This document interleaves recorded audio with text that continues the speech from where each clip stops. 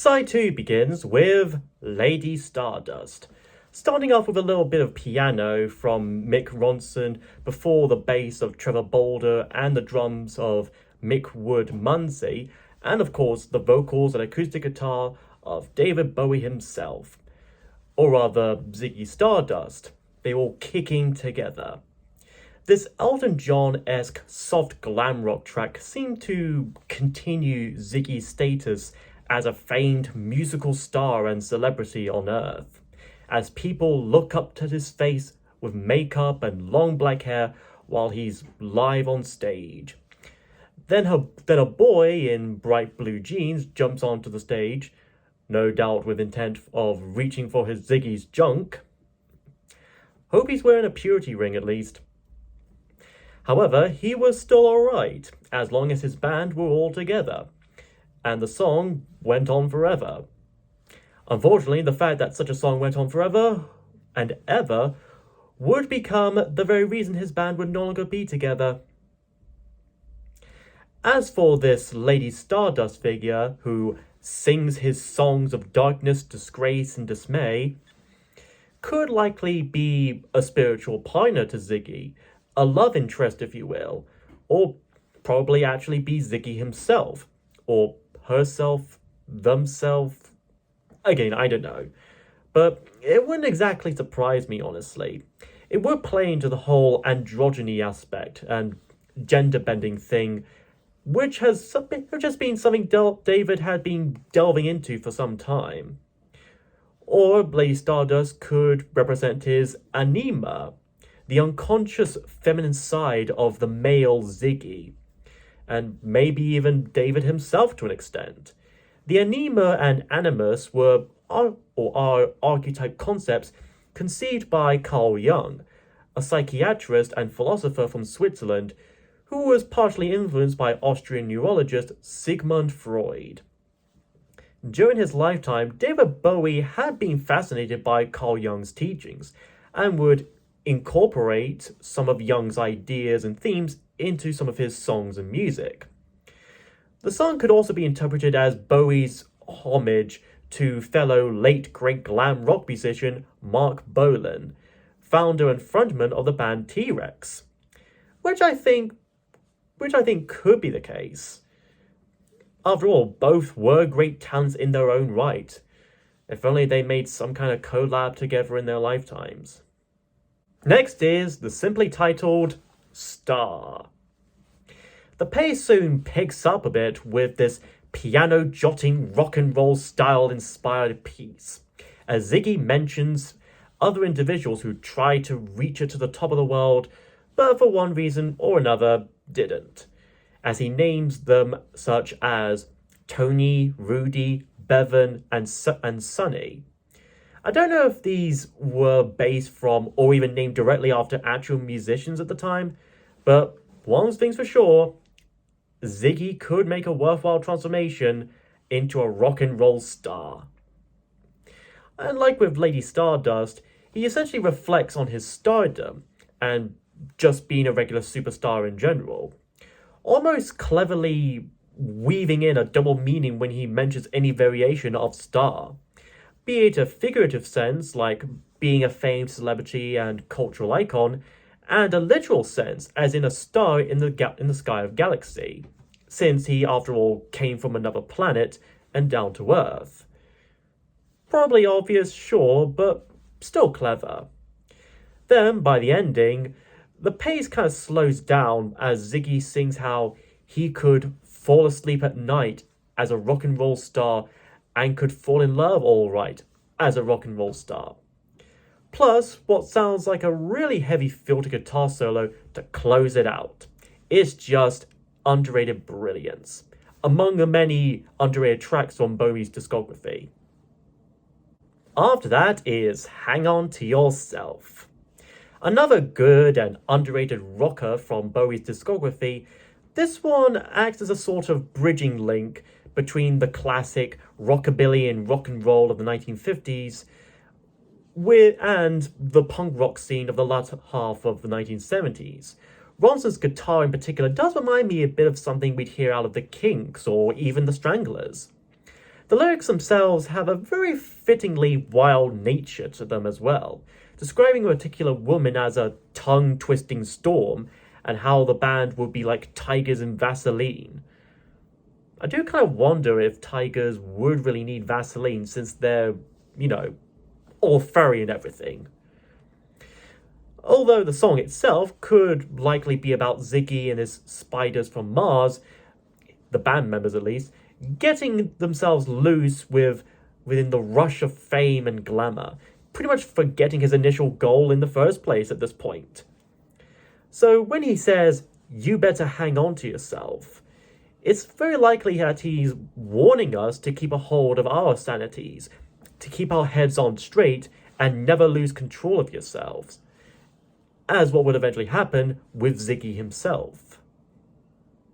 Then we have what could be considered the title track of this album, Ziggy Stardust.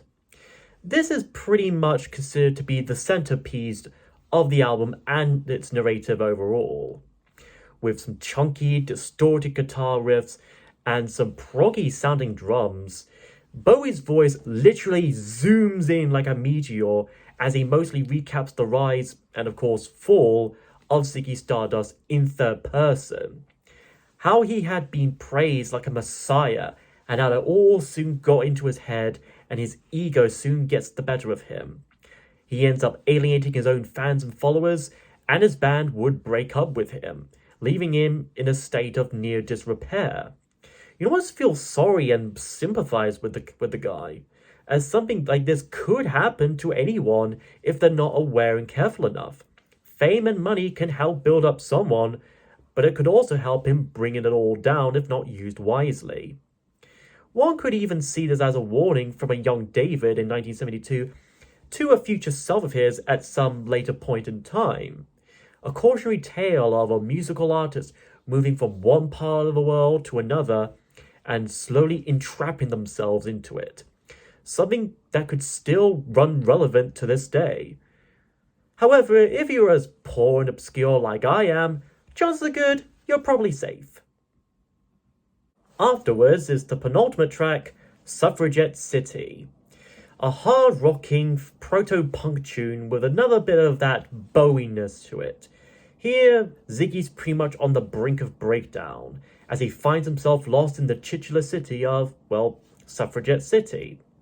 And he soon resorts to sex, drugs, drinking, and all that. One might see this as representative of David Bowie's own personal struggles with his sexuality even back then. A danger of being polyamorous and promiscuous. He mentions someone named Henry, although this may not exactly be a person per se. For Henry also happens to be a slang for heroin. Another interesting fact is that this song was originally written for the band Mott the Hoople, but apparently they turned it down, so instead David wrote All the Young Dudes, which they instead went with. And like with replacing Round and Round with Starman, this too was a pretty wise decision in my opinion. Just somehow works better that way. It's not always easy, it's just not exactly easy to explain so. Plus, this is another one of those songs that feature a false ending, where the music builds for a bit near the end, and just when you think it's just going to finish right there, it still continues onward before it actually ends proper. So, kudos to that there.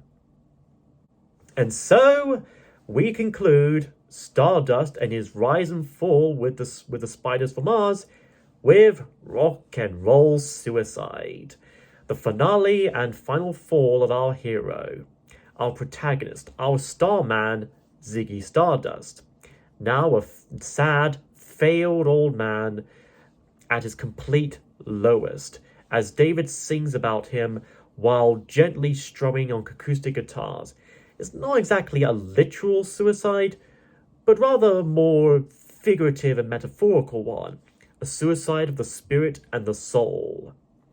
It also acts as a semi-bookend to 5 years, possibly stating that the 5 years had already passed by then and no apocalypse had happened at all, revealing that all this effort had been for nothing, which may arguably make it even more tragic in my opinion.